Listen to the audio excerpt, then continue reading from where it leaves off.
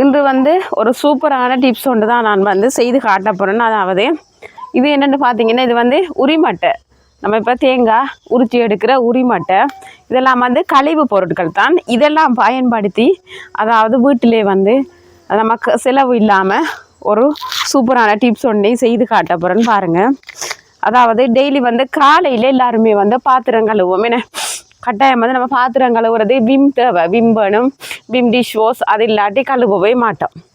அது இல்லாமல் அதாவது இந்த தும்புன்னு இதையும் அதாவது நாங்கள் இப்போ விறகு அடுப்பில் சமைக்கிறது.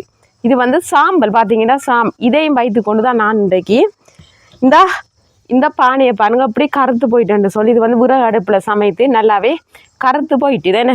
இதை வந்து அதாவது விம் இல்லாமல் எந்த அதாவது செயற்கை பதார்த்தங்கள் டிஷ் வாஷ் எதுவுமே இல்லாமல் வந்து நான் இதை வந்து அழகாக பலண்டு பூசி மினிக்கு காட்டப்புறன்னு பாருங்கள். மற்றது வந்து முதலெல்லாம் நம்மளோட அம்மா பாட்டிமார் எல்லாருமே வந்து சாம்பலை வச்சு கொண்டு தான் பாத்திரங்களையெல்லாம் அழகாக பூசி மினுக்குவாங்க. நல்லா பலண்டு இருக்கும்.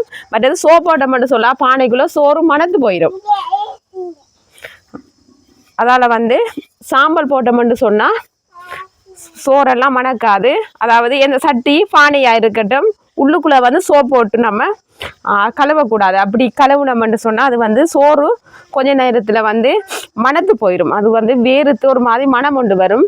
ஆனால் நீங்கள் சாம்பல் போட்டு அதாவது சாம்பல் வந்து உண்மையாலுமே வந்து பலண்டு அழகாக வந்து பாத்திரங்களை வந்து இலகுவாக வந்து எந்த கறியாக இருக்கட்டும் அழகாக பூசி மினுக்கலாம்.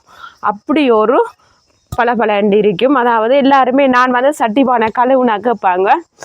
இது வந்து நீங்கள் எல்லாம் சட்டி பானை மினுக்கிற எந்த தலை அப்படின்னு கேட்பாங்க. நான் அதாவது சிறு வயதுலேருந்து கூடுதலாக வந்து சாம்பல் எடுத்து தான் வந்து மினுக்குவேன். ஆனால் இது வந்து வெங்கல பாத்திரமாக இருக்கட்டும் அதுக்கு வந்து சாம்பல் போட்டு மினுக்கக்கூடாது. அடுத்தடுத்த வீடியோக்குள்ளே நான் எவ்வாறு வெங்கல பாத்திரத்தில் வந்து எந்த பொருட்களை கொண்டு அழகாக பலண்டு தங்கம் போல் ஜொலிக்கிறதுக்கு வந்து எப்படி மினுக்கிறது அப்படின்னு சொல்லி நான் காட்டுவேன். தொடர்ந்து ஸ்கிப் பண்ணாமல் இந்த வீடியோ பாருங்களா. இப்போ நான் வந்து தண்ணி வச்சிருக்கிறேன். இப்போ இந்த பானையை அழகாக பூசி பலண்டு ஆக்கப்புறேன்.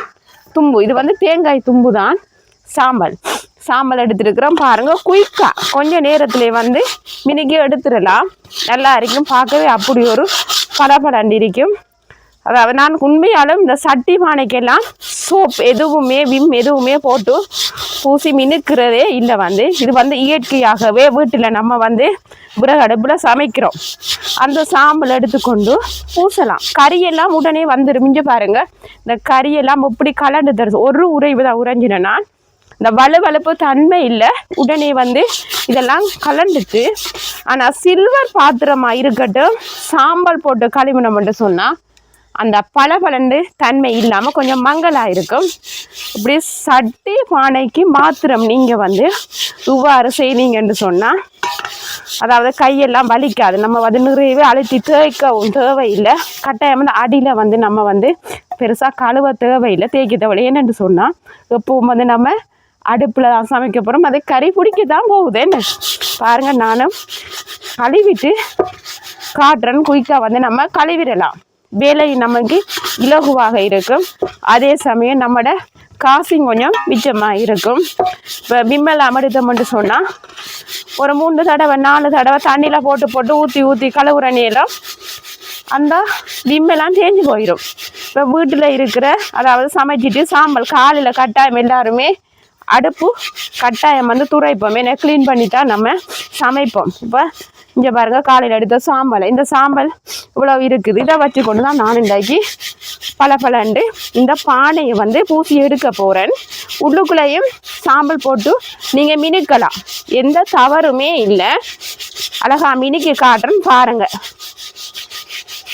நம்மளோட அம்மம்மா எல்லாம் உண்மையாலுமே இப்படி தான் செய்வாங்க. குந்திச்சிருந்தாங்கன்னு சொன்னால் மினுக்கி ஒவ்வொண்டா பார்க்கவே அப்படி ஒரு அழகா இருக்கு. நானும் அப்போ பக்கத்தில் போயிட்டு கேட்பேன், என்னம்மா என்னத்தில் மினுக்கி நீங்கள் இப்படி ஒரு அழகா இருக்கு அப்படின்ட்டு கேட்டால், உங்களுக்கு தான் சோப்பு வேணும், விம் இல்லாட்டி நீங்கள் பாத்திரம் நான் கழுவ மாட்டீங்க. இங்கே பாருங்கள் அந்த காலத்துல எல்லாம் நாங்கள் இதில் தான் மினுக்கிறது பார்த்தீங்களா அப்படின்னு சொல்லுவாங்க. உண்மையாலும் நானும் அதை கேட்டதும் கண்ணாலையும் பார்த்தேன்.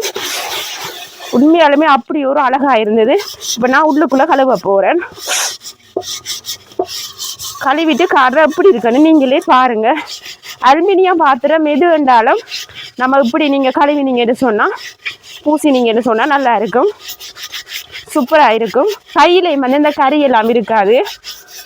உடனே சோப்பெல்லாம் போட்டு கை கழுவத்தோடு இங்கே பாருங்க கருப்பாக இருக்குது. ஓகே, நான் கழுவி காட்டுறேன் பாருங்க எப்படி இருக்குன்னு சொல்லி. கடையில் நம்ம இப்போ புதுசாக எப்படி வேண்டணுமோ அப்படி இருக்குது. இப்போ சோப்பு போட்டு கழுவுனோம்னு சொன்னால் இப்போ பிம்மெல்லாம் போட்டு கழுவுனா ஒரு பல அடிக்கும். ஏன்னா பழைய பானமாக இருக்கும். இது வந்து புதுசில் நம்ம எப்படி வேண்டினோமோ அதே மாதிரி ஒரு லுக் ஒன்று இருக்குது பாருங்கள். நான் கழுவிட்டு காட்டுறேன்னா பார்த்தீங்கன்னு சொன்னால் நம்பவே முடியல அப்படி இருக்கு. நான் இப்போ உங்கள்கிட்ட காட்டினேன், அதாவது கழுவ முதலே நானும் காட்டினேன். எப்படி இருக்குது இந்த பானை பார்த்தீங்களா? எப்படி இருக்குது? புது பானை போல இருக்குதெல்லாம் சூப்பராக இருக்குல்ல. நீங்களும் இதை வந்து ட்ரை பண்ணி பாருங்க. பார்த்தீங்களா? கையை பாருங்க, கையில் வந்து எதுவுமே இல்லை. பார்த்தீங்களா? கைக்கும் சோப்போட தேவையில்லை. சாம்பலில் விளக்கினது, அதாவது விறகுல வார நம்ம சமைச்சிட்டு விறகுல வார சாம்பலும் மினிக்கிறது. அடுத்தது வந்து அரிக்கி மேலே இது வந்து சோப் போட்டு கழுவினா பளபளன்னு இருக்கும். இதையும் நான் சாம்பலை தான் மினிக்க போகிறேன் பாருங்கள். அதுக்கும் நான் வந்து பயன்படுத்த போகிறேன் தேங்காய் இல்லை உரிமட்டையில் எடுத்த தும்பு, தேங்காய் தும்புன்னு சொல்லுவோம். என்ன அதுவும் குயிக்காக மினிக்கு காட்டுறேன் பாருங்கள் அப்படி இருக்குமென்று சொல்லி. இப்படி பல சுவாரஸ்யமான வீடியோக்கள் ஊடாக இணைந்திருங்க. நீங்களும் ஸ்கிப் பண்ணாமல் பாருங்கள் உறவுகளே. புதுசாக எனது வீடியோவை பார்க்குறீங்கன்னு சொன்னால் மறக்காமல் அப்படி ஒரு லைக் பண்ணுங்கள், சப்ஸ்கிரைப் பண்ணுங்கள்.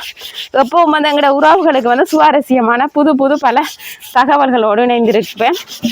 மறக்காமல் நீங்களும் பாருங்கள்.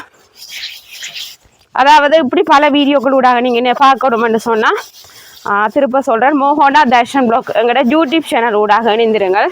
நிறைய அதாவது எங்களோட உறவுகளுக்காக புதிய வீடியோக்களை இப்போ வந்து ஷேர் பண்ணி கொண்டு இருப்பேன். அடுத்து நான் கழுவிட்டு காட்டுறேன்னு பாருங்கள். இதுவும் வந்து குயிக்காக மினிக்கிட்டேன்னு பார்த்தீங்கன்னா அப்படி இருக்குன்னு சொல்லி. நல்லா இருக்கா பார்த்தீங்களா? புதுசுமா இருக்குல்ல. பாய்.